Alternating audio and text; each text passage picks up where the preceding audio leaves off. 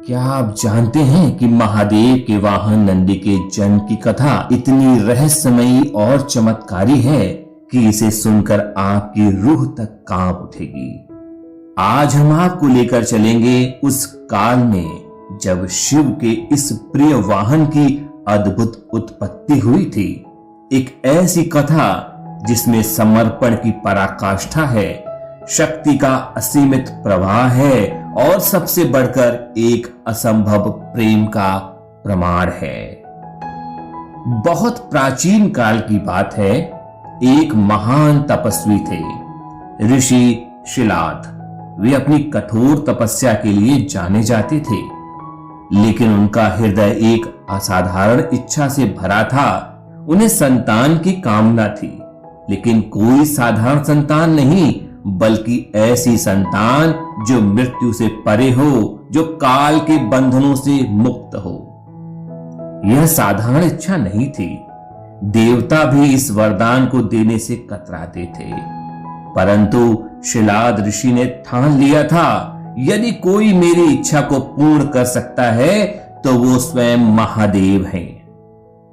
उन्होंने अपनी सारी शक्तियों को एकत्रित किया और शिव की आराधना में लीन हो गए। वर्षों तक बिना जल बिना अन्न के उन्होंने तपस्या की। उनकी तपस्या इतनी प्रचंड थी कि स्वर्ग तक उनकी ऊर्जा पहुंचने लगी। देवता भयभीत हो उठे। अगर शिलाद ऋषि का तप सफल हो गया तो क्या इस सृष्टि का संतुलन बिगड़ जाएगा? लेकिन महादेव तो साक्षात करुणा के सागर हैं। उन्होंने ऋषि की तपस्या से प्रसन्न होकर उनके समक्ष प्रकट होने का निश्चय किया।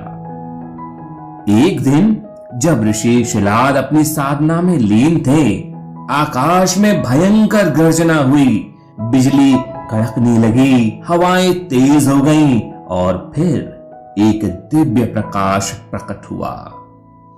शिवजी स्वयं प्रकट हुए।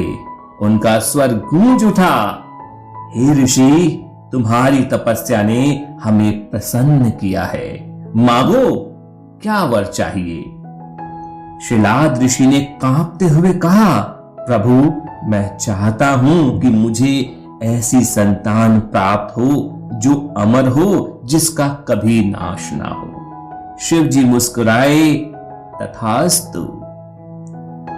इसके कुछ ही क्षण बाद धरती हिलने लगी, गगन में तेज प्रकाश फैला और देखते ही देखते वहां एक दिव्य बालक प्रकट हुआ। यह कोई साधारण बालक नहीं था। उसका रूप अद्भुत था। बैल के समान मस्तक, शक्तिशाली शरीर और उसके चारों ओर दिव्य आभा। शिलाद ऋषि की आंखों से अश्रु बहने लगे। उन्होंने उस बालक को गले लगाया और उसका नाम रखा नंदी। समय बीता, नंदी बड़े हुए और उनकी भक्ति शिव के प्रति अपार हो गई।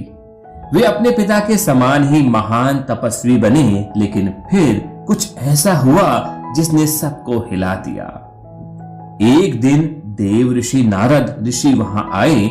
उन्होंने नंदी को देखते ही कहा, अरे शिलाद ऋषि, तुम्हें तो अमर संतान का वरदान मिला था, परंतु क्या तुम जानते हो कि नंदी का जीवन अल्पकालिक है?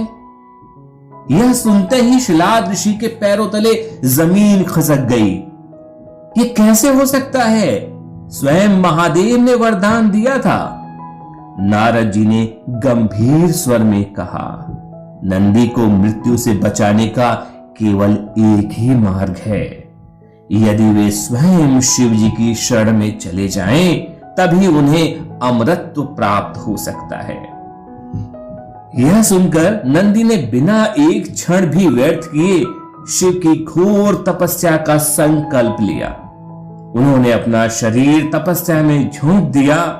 वर्षों तक कठोर साधना की।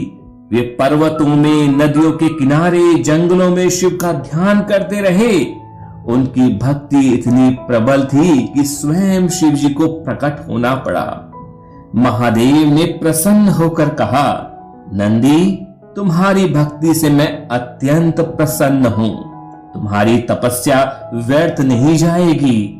आज से तुम केवल मृत्यु से मुक्त ही नहीं बल्कि समस्त प्राणियों में श्रेष्ठ होगे। तुम हमारे सबसे प्रिय भक्त होगे और तुम हमारे वाहन बनोगे। यह सुनते ही नंदी की आंखों में आंसू आ गए। यह केवल वरदान नहीं था, यह उसके जीवन का सबसे बड़ा सम्मान था।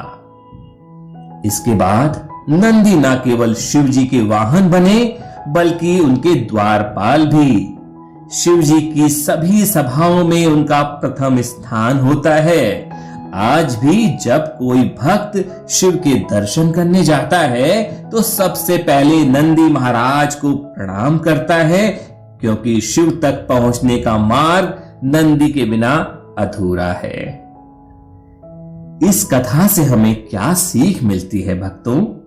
नंदी की कहानी सिर्फ भक्ति की गाथा नहीं बल्कि यह हमें सिखाती है कि सच्ची भक्ति और समर्पण के आगे ईश्वर स्वयं झुक जाते हैं। जो शिव की भक्ति में लीन हो जाता है उसे महादेव स्वयं अपना बना लेते हैं। अगर आपकी श्रद्धा सच्ची है तो भगवान आपको वह स्थान देंगे जो आपने कभी सोचा भी नहीं होगा। हर हर महादेव।